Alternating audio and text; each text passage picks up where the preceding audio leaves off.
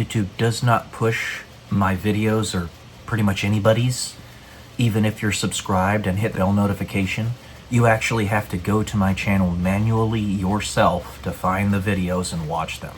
So if you like what you're seeing here, the information that I provide, the philosophical essays, the cerebral content, the book reviews, etc., you're going to have to manually go to my YouTube channel and find the videos. I post new videos every day, 11 a.m. Pacific Standard Time for the video essays in particular. After finalization of the LOR, or after finalization of the later issued LOC. From Captain Pearson's perspective, he is being bombarded with actions for substantially the same conduct, even though nothing new has occurred, and nothing had occurred to begin with. They were singling me out. They didn't want me there to begin with, and I finally realized that, and that's why I submitted for Palace Chase to get out of there. And then I try to submit for Palace Chase to get out of there, and they try to imprison me so that I can't leave. I couldn't win. Number 12.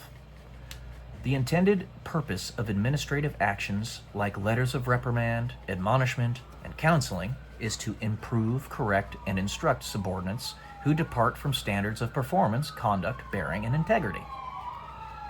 Essentially, these are rehabilitative measures, and the member on the receiving end of such actions should get more than a matter of hours to prove that they have corrected whatever action was a problem. In Captain Pearson's case, not only does it appear the LOR was a done deal before he even responded, he is now also receiving an Article 15 for conduct that is either overlapped with what was described in the LOR, which covered the same time frame, or occurred so close in time to the LOR that it is disingenuous to simply expand the charged time frame by a day or two and call it entirely new misconduct. She's getting into technical things here, but yeah, it's true. The LOR, the LOC, the LOA, the Article 15, it was all nonsense. They were trying to... These people are evil. They are evil. In terms of progressive discipline, this timeline has been concerning.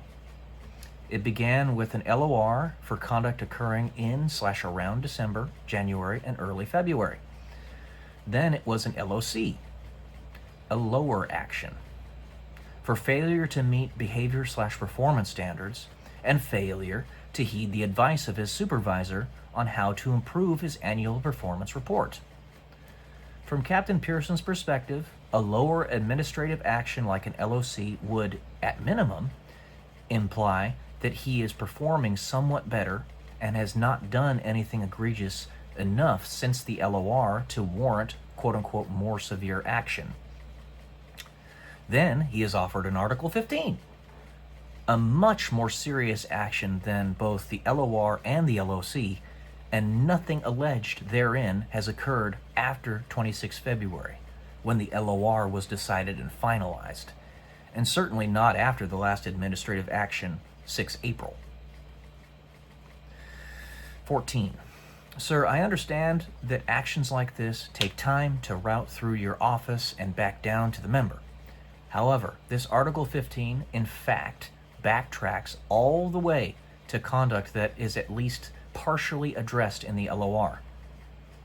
When an LOR is given, then 6 weeks later an LOC occurs, and the member has absolutely no idea that something like an NJP is coming to address conduct from the time frame of the LOR, it does just the opposite of improving, correcting, or instructing members. It results in confusion, distrust, and by the subordinate, and hopelessness that there is actually anything that they can do to correct the behavior. What would have been appropriate is perhaps adding the 7 February Article 86 allegation to the LOR that had just been served. Let's see, but not yet responded to, especially given the surrounding circumstances and stress of the entire event.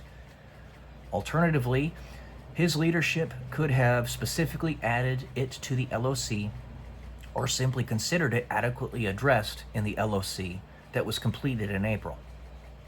Whether intentional or not, the appearance of these sequence of events looks quite frankly like piling on, and that's what it was, before Captain Pearson was given any time at all, or real chance at rehabilitation, which I didn't need because I did nothing wrong. These people were just evil. In light of all of the above, please reconsider the Article 15 proceedings. Specification 1 is a minor enough offense given the surrounding circumstances discussed above that you could simply find that even if Captain Pearson is technically guilty of that offense, NJP is not appropriate. For specifications 2 and 3, these allegations have already been addressed in the other actions, both the LOR and the later LOC. Stretching a charge time frame by a day or two does not herein create new misconduct, and it would be fitting for you to find the NJP is not appropriate or warranted for those offenses either. Regardless of your final decision, I want to thank you, blah, blah, blah, blah, blah, blah, blah, blah. I had to get private legal help in order to get this stuff taken away. These people were evil. They were just following orders. Fuck you. Anyway.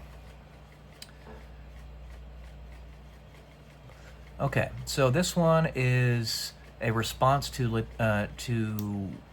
offer of non-judicial punishment under Article 15 UCMJ from me.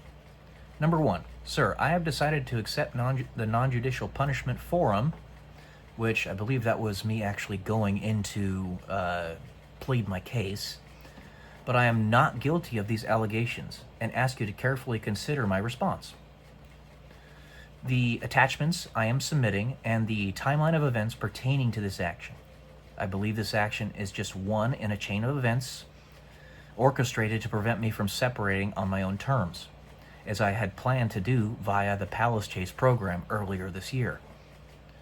In order to explain what has occurred up to this point, I ask you to consider the full background of my career, the timeline of events surrounding the allegations in this Article 15, and the lack of evidence to support these allegations. I went to the Air Force Academy.